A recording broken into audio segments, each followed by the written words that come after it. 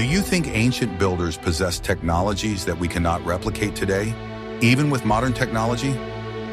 Imagine giant stone structures that have stood in aggressive saltwater for 2,000 years and only become stronger with each passing century. While modern concrete begins to crumble after a few decades, Roman piers continue to successfully withstand the most powerful storms in the Mediterranean. This is the story of how one great empire was able to completely subdue the sea to feed a city of millions for centuries without interruption. Watch the video to the end to find out how an ancient recipe turned ordinary volcanic ash into artificial stone capable of stopping an entire ocean.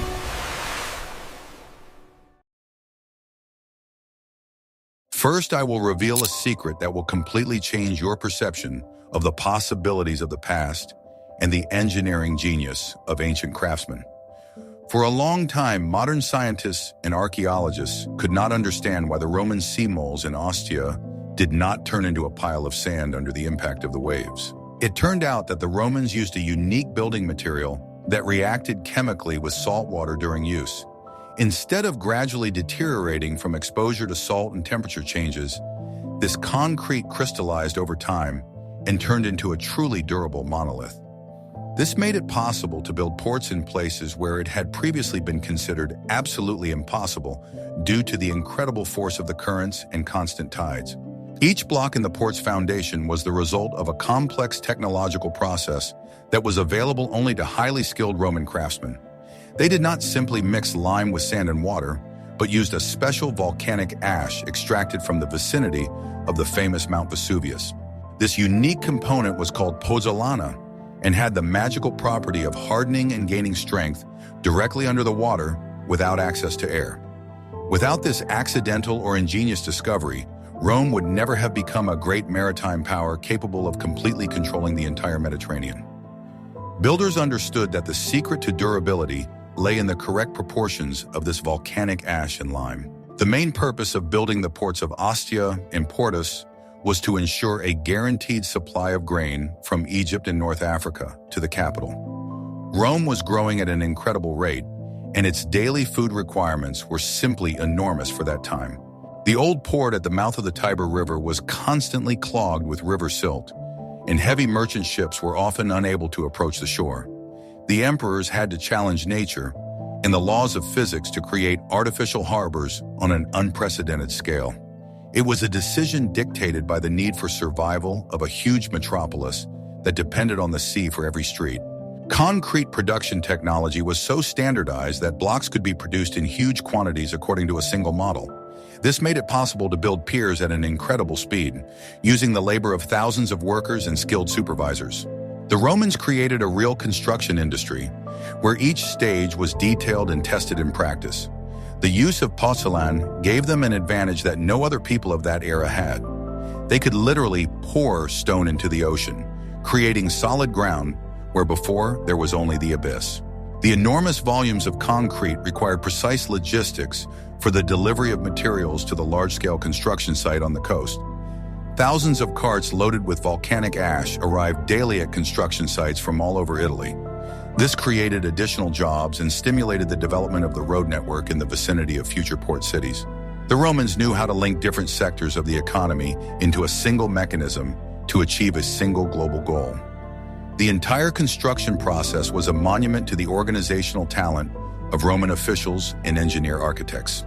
Archaeological excavations confirm that the Romans experimented with various additives to improve the properties of their concrete. Some samples contain traces of seawater, which was used when mixing the mortar to enhance the chemical reaction. Do you think ancient Roman construction technology can be considered more advanced than modern technology, given the durability of their structures? Today, we build quickly, but our buildings are rarely designed to last more than 100 years without major repairs. The Romans, on the other hand, built for millennia, leaving behind structures that still inspire genuine admiration. Share your thoughts on this in the comments and be sure to subscribe to our channel so you don't miss any new discoveries. Want to know the secret that radically changed the lives of millions of people in the 1st century AD? Emperor Claudius decided to build a completely new port north of Ostia, despite the extremely skeptical predictions of his court architects. The chosen location was completely exposed to all winds, and the sand there was constantly washed away by powerful currents, creating life-threatening shoals.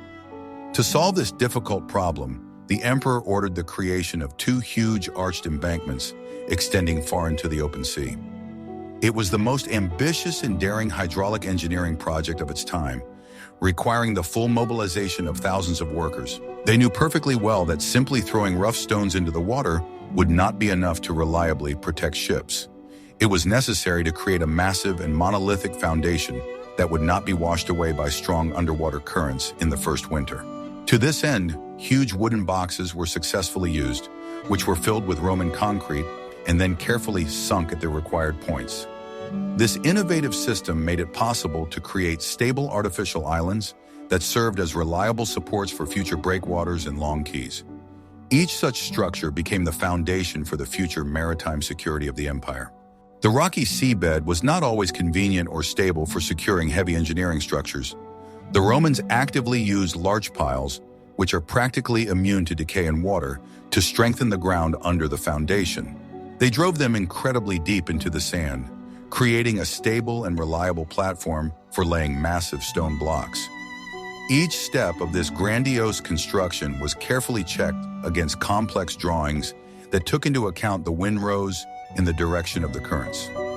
The accuracy of the calculations made it possible to avoid catastrophic errors during the installation of underwater elements.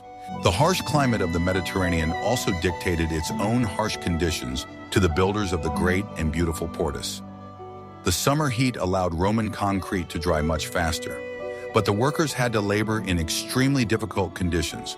The Romans used an extensive system of aqueducts to bring fresh water to the construction site for the needs of thousands of people.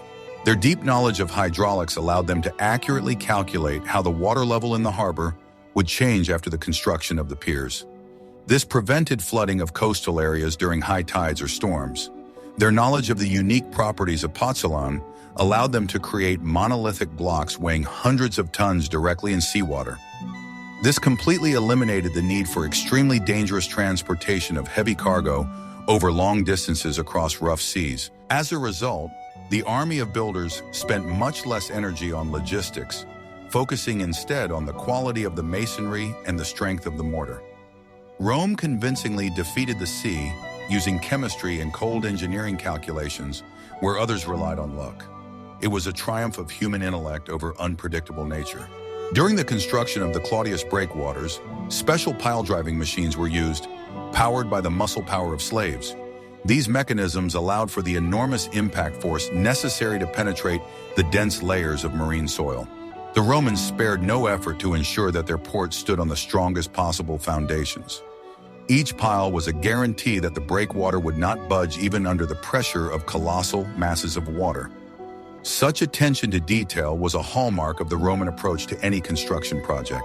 But even such a grandiose and expensive port as Claudius proved vulnerable to the forces of nature over time. Are you ready to find out what shocking flaw in the first harbor forced the next emperor to rebuild everything from scratch? It turned out that Claudius' defenses were not enough to save the fleet from the most powerful hurricanes. In the next chapter, you will learn how Emperor Trajan solved the problem of merchant fleet safety once and for all.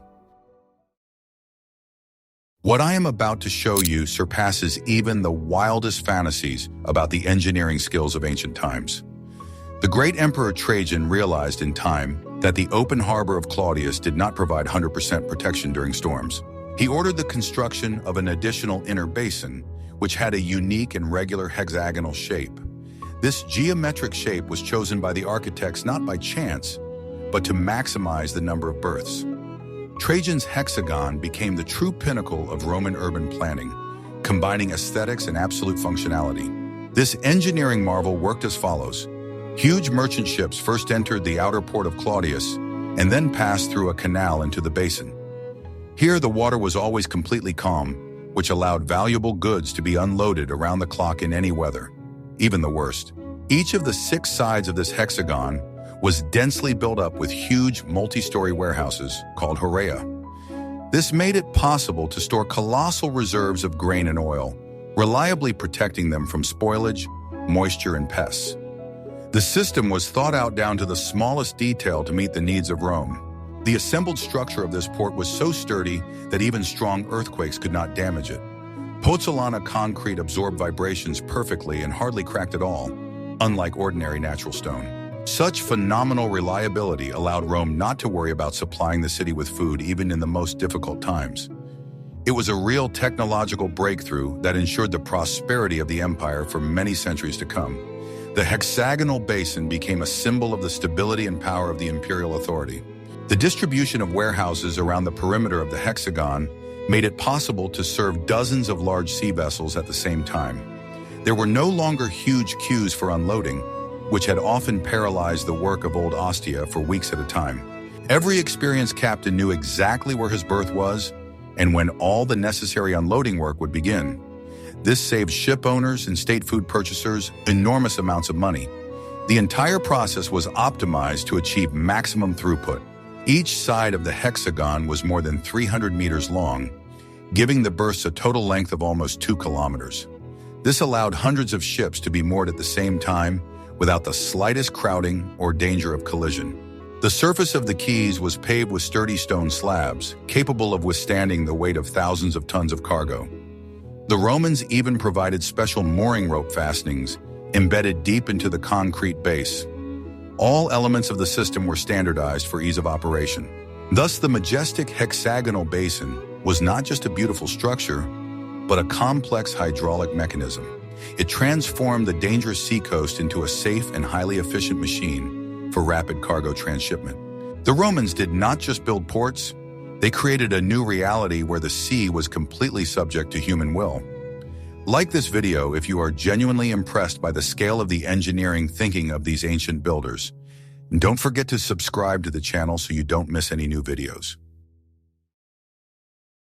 What you are about to learn will make you look at the hard work of ancient divers and engineers in a whole new light. The most difficult and dangerous stage of construction was laying a solid foundation several meters below the water. The Romans invented a system of waterproof cofferdams, temporary enclosures inside which it was possible to work. They drove 2 dense rows of piles into the ground, filled the space between them with clay, and pumped out the water using screws. Inside such a dry well, builders could safely lay huge stone blocks and pour concrete.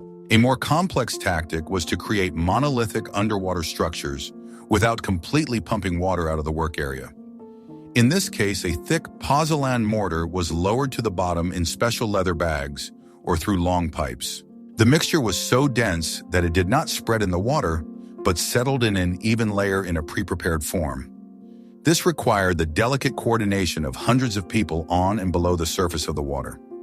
A mistake of a few centimeters could lead to the skewing of the entire future pier wall. Another clever technique was the use of double walls in the complex construction of massive sea breakwaters. The outer wall took the brunt of the storm's devastating impact, while the inner wall ensured the stability of the entire stone structure.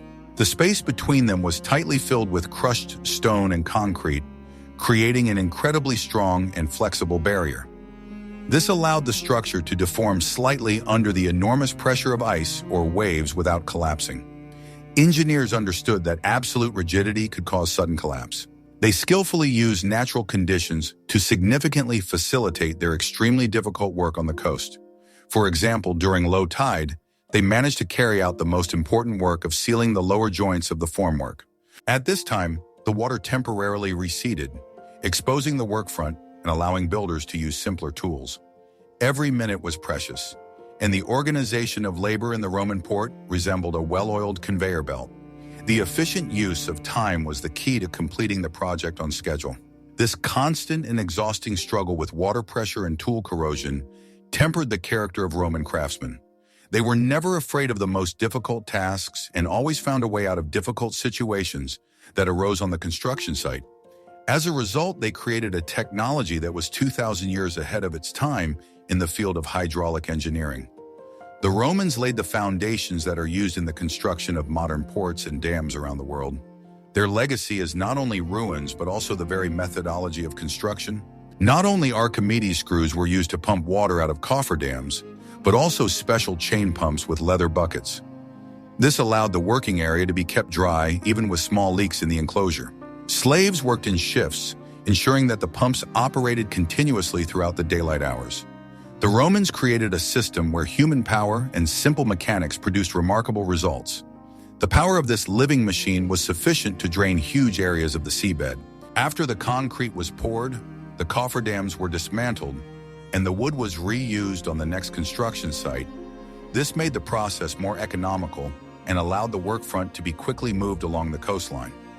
The Romans were masters of reusing resources, which was important on such a scale.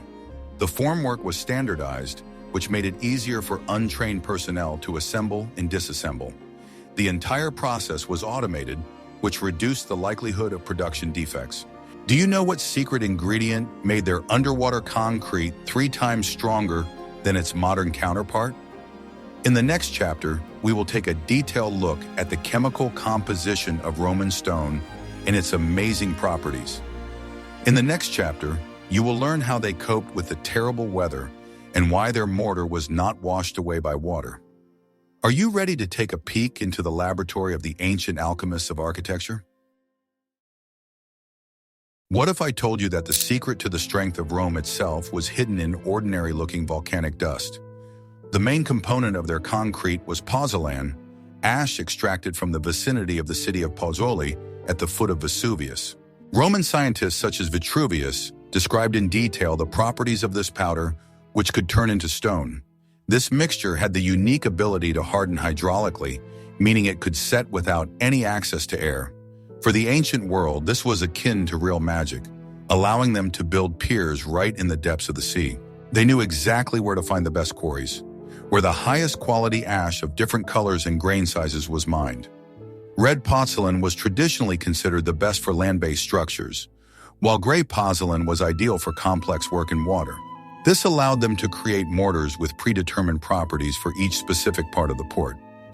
Many of these recipes were kept strictly secret and passed down only from master to apprentice. Professional builders' guilds jealously guarded their technological secrets from prying eyes and competitors. During the construction of sea piers, the chemical reaction continued for decades after all work had been completed. Seawater gradually penetrated the micropores of the concrete and came into contact with the remains of lime and volcanic ash. As a result, special crystals of a rare mineral called aluminum tobermorite grew inside the stone. These long and very strong crystals reinforced the concrete from the inside, making it resistant to cracks and wear. Over time, such concrete only became stronger, which seems paradoxical to modern man. This had a devastating effect on Rome's trading competitors, who simply did not have access to such technologies. Other peoples built their ports from ordinary hewn stone, which was quickly washed away by the sea and required repair. Roman docks, on the other hand, stood like eternal rocks, becoming only stronger and more monolithic over time under the impact of the waves. Soldiers and merchants who saw the power of Roman ports understood that they were dealing with a civilization of a different level. Technological superiority was the foundation of their political and economic dominance. Sometimes the Romans did not simply mix components, but created complex, multi-layered structures in the pier array. They alternated layers of pure concrete with layers of large stones to effectively reduce internal stress. This allowed them to build huge breakwaters tens of meters high without any risk of sudden collapse. The Romans themselves had a phenomenal ability to see the structure of a future building even before its physical embodiment. The engineer's intuition was backed up by many years of practice on the largest construction sites of the ancient world. Pozzolanic ash had the ability to neutralize the harmful effects of salts, which usually destroy steel reinforcement. Since the Romans did not use iron inside concrete, they were not concerned with metal corrosion. Their reinforcement was the very crystals of tobermorite that grew naturally. This eliminated the possibility of internal delamination of the material, which is the main problem with modern bridges and dams. Roman concrete was self-sufficient and did not require external reinforcement to maintain its shape. Today, researchers use scanning microscopes to understand exactly how aluminum atoms are embedded in the structure of Roman concrete. It turns out that this process makes the material virtually immune to erosion caused by the constant movement of water. Ancient builders achieved a level of chemical stability that we are only beginning to understand today. Their legacy forces us to rethink our history textbooks and recognize the greatness of their achievements. Roman stone is not just a thing of the past, it is an important lesson for future construction. Now you are about to be truly shocked by the scale of how Rome coped with the flow of goods. When the huge port was finally completed, a new problem arose: how to quickly deliver thousands of tons of grain to the capital. The Tiber River was too winding and shallow for sea giants, so a unique transshipment system was created. Huge ships moored in basins, where hundreds of small and maneuverable river barges were already waiting for them. These barges were designed specifically to pass under low bridges and overcome the current. First, professional porters with incredible physical endurance carried heavy sacks of grain on their shoulders. Then these sacks were carefully and tightly packed into the deep holds of river vessels called caudacaria. The entire process was organized so that not a single minute was wasted, and unloading took place simultaneously from several sides. The spacious embankments of Portus, lined with very strong and durable volcanic tuff, were the ideal place for this. The speed of cargo turnover was critical for supplying a city of millions with bread. They subjected each caravan to a strict system of customs and mandatory sanitary control at the port entrance. Each arriving ship was thoroughly inspected for dangerous pests and spoiled goods to prevent disease. The first targets of inspection were always the huge grain stores, where the slightest moisture could instantly destroy the entire stock. Security soldiers kept a watchful eye on order to completely eliminate theft and accidental fights among the loaders. Discipline was the basis of security for this strategically important facility of the empire. The Romans often used animal power to quickly move barges upstream along the Tiber River to the city's warehouses. Special paths, called tow paths, were laid along the banks of the river, along which oxen pulled the ships on strong ropes. This allowed the barges to move against the current at a steady speed, completely independent of the whims of the wind. The fleet of barges became an endless conveyor belt connecting the empire's sea gate with its political heart. Such logistics were unprecedented in the ancient world in terms of their efficiency and scale. Such titanic efforts had a tremendous psychological effect on the empire's multinational population. People knew for sure that as long as Portus was working, Rome would be fed, and the emperor's power would remain unshakable. Tension and fear of famine quickly receded at the sight of endless caravans of barges. Portus Trajanus was the quintessence of Roman order, where every tiny detail served one great purpose. It was a symbol of civilization's triumph over chaos and uncertainty. To make the work of the loaders easier, inclined planes and wooden platforms were used, which made it easier to move heavy loads. The Romans understood that the ergonomics of the workspace directly affected the overall productivity of the port. They created a system of warehouses that allowed goods to be unloaded as close as possible to their final destination. This minimized unnecessary movement and reduced the processing time for each ship. The entire port complex was designed as a single industrial hub. In the next chapter, you will learn how they coped with this terrible weather and why the harbor was not completely silted up. How difficult do you think it was to operate such a huge machine without modern computers and radio communication? In the next chapter, you will learn how ancient engineers dealt with the silting up of harbors. Are you ready to learn the secret of the eternal cleanliness of Roman pools? The success of all of Rome's maritime operations would have been impossible without a constant and exhausting battle against silting. The sea constantly brought in sand, and the Tiber River carried huge amounts of silt, threatening to turn the deep water port into a swamp. The Romans did not have diesel dredgers, but their bottom cleaning system was remarkably effective for its time. They used the natural energy of the water itself, skillfully directing it into the necessary channels to automatically flush the basins. This saved enormous resources on manual bottom cleaning. The basis of their engineering system was special flushing channels with gates that opened at low tide. A powerful stream of water from the river washed away the accumulated sand from narrow places and carried it back to the sea. This made it possible to constantly maintain the necessary depth at the berths without involving thousands of slaves for manual digging. The Romans learned to use the laws of physics to their advantage, turning the river current into their main ally. The sluice system was simple to operate, but required precise timing of their opening. Each port manager closely monitored the water level using special marks on the high quay walls. If the depth in a certain place became critical for ships, special hand dredgers were immediately used. This hard-won product of collective labor made it possible to maintain cleanliness in the most inaccessible corners of Trajan's hexagonal basin. The Romans would not even entertain the thought that their main sea gate could be closed due to ordinary river silt. Maintaining the fairway was a task of national importance, for which they were responsible with their lives. Their methods were a model of mobility and high adaptability to the ever-changing conditions of the marine environment. A light boat with a hand dredger, a small team of experienced workers, and clear instructions. That was all that was needed. Simple but effective solutions worked where any large-scale and costly restructuring was powerless. This was the basis of Roman success in managing such complex infrastructure facilities. They knew how to achieve results with minimal resources, using natural forces as leverage. For manual cleaning, large buckets attached to long wooden poles were used, with which workers scooped up silt from boats. The mud was loaded onto special barges and taken far out to sea so that it would not return with the tide. It was hard and dirty work, but it was carried out regularly and without interruption throughout the year. The Romans understood that neglecting the cleanliness of the seabed would lead to the destruction of the entire port. Therefore, stable funds were allocated from the imperial budget for cleaning. Special breakwaters at the entrance were designed to create turbulence that prevented small particles of sand from settling. This was an early form of dynamic protection of the harbor from silting based on empirical knowledge.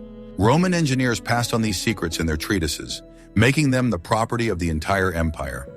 Even today, some of these principles are still used in the construction of marinas and small ports. The Romans were pioneers in the field of coastal environmental engineering. The battle against sand was a never-ending war in which man emerged victorious thanks to his persistence. Every centimeter of depth reclaimed from the silt meant the possibility of accommodating a larger ship with more cargo. This had a direct impact on the prosperity of the entire country and the well-being of its inhabitants. The Romans proved that even the great ocean could be made to work according to their rules. Their ports remained functional for hundreds of years, which is the best proof of the effectiveness of their methods.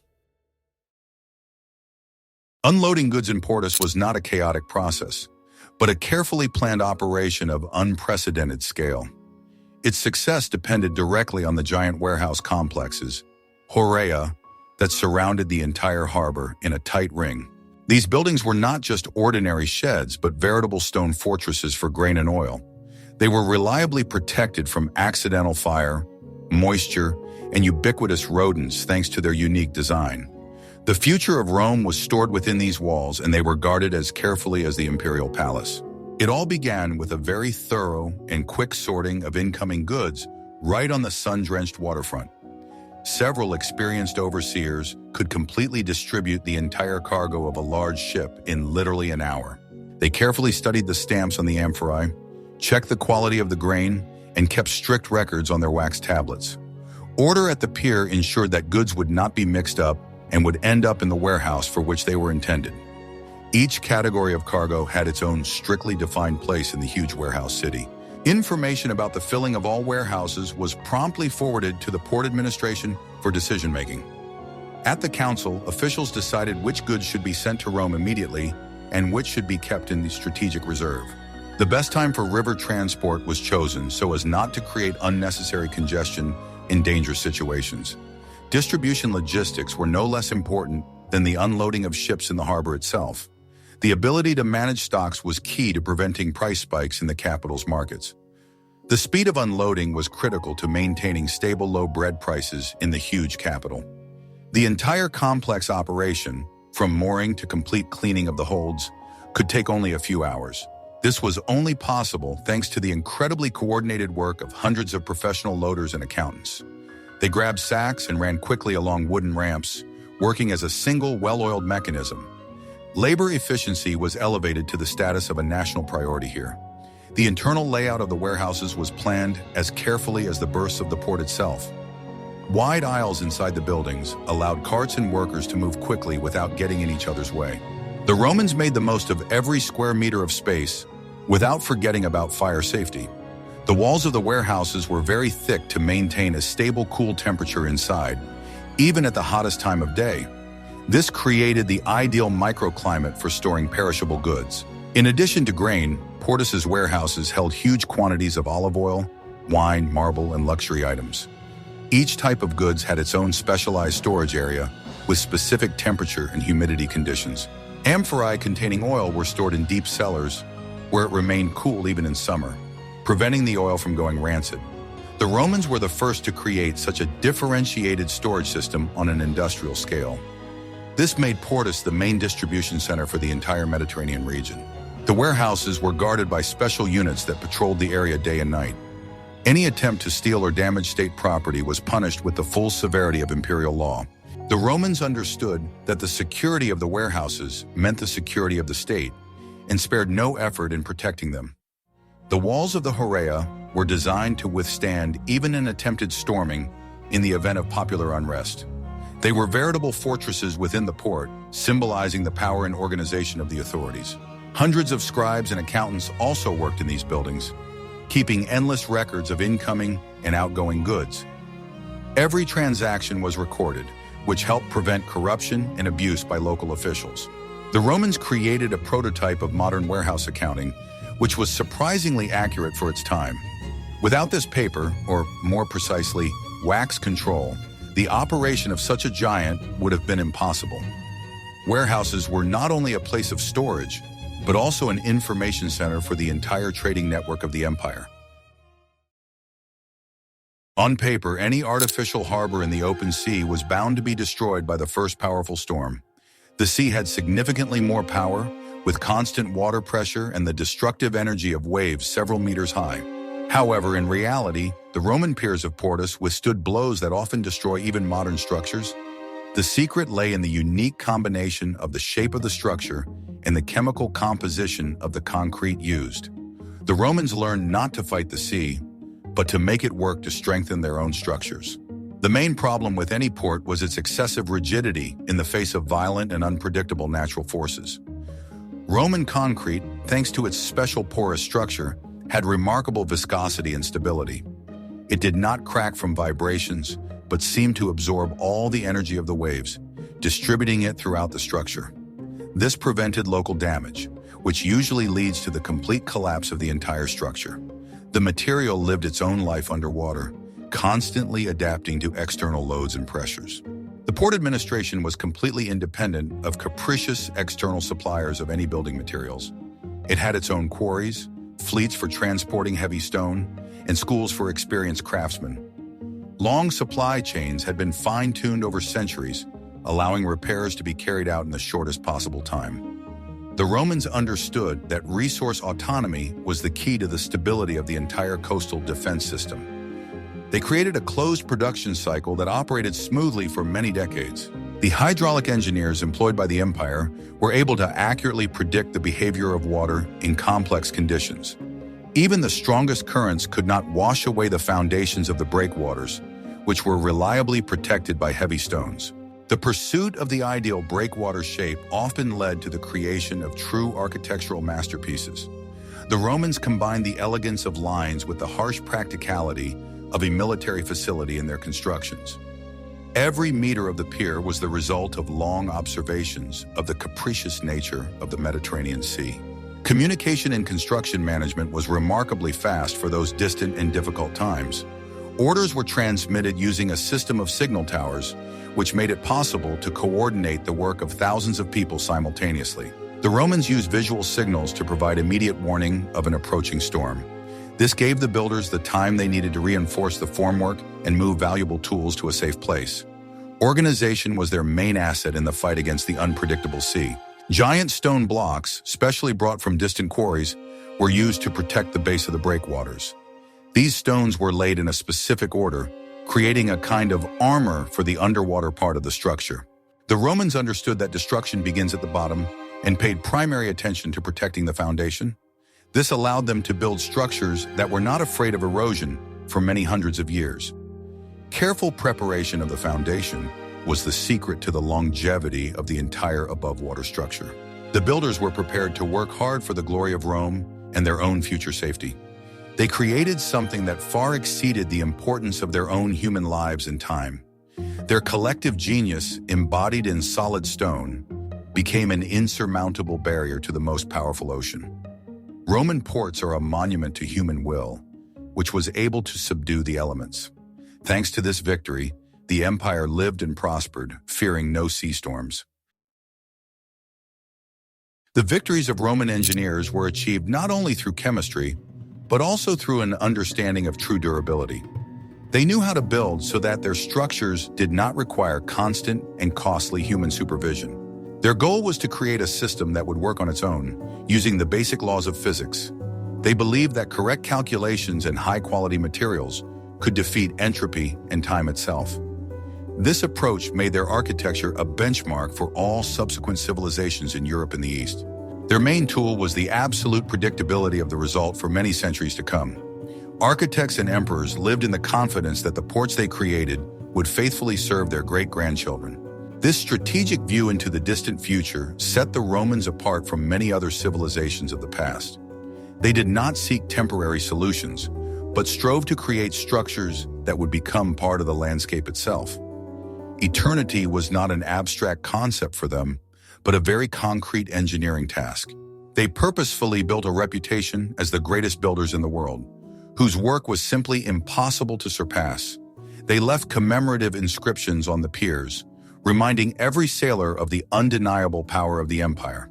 These signs clearly stated, Rome had come to these shores forever, and the sea was now its faithful servant. The construction of ports was an act of political will, consolidating control over trade routes. Each such structure was the empire's stone seal on the body of the earth. They successfully used the experience of many generations to continuously improve their unique construction methods. Sometimes craftsmen deliberately left samples of materials for future repairs right in the foundations of buildings. This valuable knowledge quickly spread throughout the provinces, creating a single technological standard for the entire empire. Wherever a Roman port was built, whether in Britain or Africa, it was built according to the same principles. The unity of technology was the guarantee of the unity and strength of the state itself. Sudden storms and floods had less and less effect on the stability of Portus with each passing year. Sailors ceased to fear entering the harbor even in the most unfavorable and dangerous seasons for navigation. Safety and confidence in the future became the main commodities exported by this great port. The Romans created a space where people felt in control regardless of the weather. It was the greatest achievement of engineering in the ancient world, changing the course of history. They never gave nature the slightest chance to reclaim the coastline and destroy the docks. Even if part of the pier was damaged, the Romans immediately repaired the holes with their unique miracle concrete. This amazing ability of the whole system to repair itself made it practically immortal in the eyes of the people. The port's infrastructure was kept in perfect condition thanks to the precise work of special inspection services. The Romans understood that prevention was cheaper than recovery after a disaster. Roman engineering and port construction was the quintessence of all ancient science and practical experience. It harmoniously combined a deep knowledge of materials, bold decisions, and incredible organization of labor. They turned the sea from a dangerous enemy into a reliable partner that helped the empire grow. These ports became the foundation on which the greatness of Rome stood for many centuries of its history. The legacy of Portus still reminds us today of what humans are capable of in order to achieve a great goal. Many of these docks are still in use today, 2 millennia after their construction.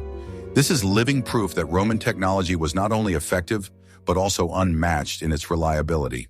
Modern architects study the structure of these stones, trying to unravel the secrets of longevity that were known to the ancient masters. Roman concrete remains the gold standard of hydraulic engineering that we strive for. Their experience is a precious gift left to us through the centuries. Studying the history of Portus, we understand that the greatness of the empire was measured not only by the number of legions, but also by the quality of its roads and harbors.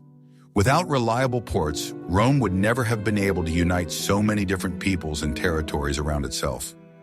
Trade was the lifeblood of the state, and ports were its powerful and reliable heart. The engineers Claudius and Trajan did more for the stability of the world than many military leaders of the time. Their work in stone and concrete became the foundation of our civilization. Today, the ruins of Portus serve not only as a museum, but also as a testing ground for future scientific research. We learn from the Romans how to build in harmony with nature, using its forces to strengthen our structures. Every amphora found here and every concrete block tells a story about people who were not afraid to challenge the sea. It is a story of the triumph of reason, discipline, and ingenious engineering. Roman ports are eternal proof that true craftsmanship is timeless. The Roman ports of Ostia and Portus will forever remain one of the most striking and inspiring examples of how the mind can tame the elements. The use of unique pozzolan concrete and the creation of ingenious hexagonal basins allowed Rome to create an unparalleled logistics network. These stone giants, standing in the water for 2,000 years, still serve as an important lesson for all modern engineers. They remind us of the greatness of ancient thought, which was able to ensure the prosperity of the greatest empire in human history. Did you enjoy this fascinating story about how ancient Rome built its main sea gate to the wider world? Which technology, the chemical secret of concrete or the architecture of the hexagonal basin, did you find most impressive today? Please suggest new topics for future videos that you would like to see on our channel in the near future in the comments. Your activity helps us find the most interesting facts about the great constructions of the past. And don't forget to subscribe to the channel so you don't miss our new episodes about the mysteries of history and engineering.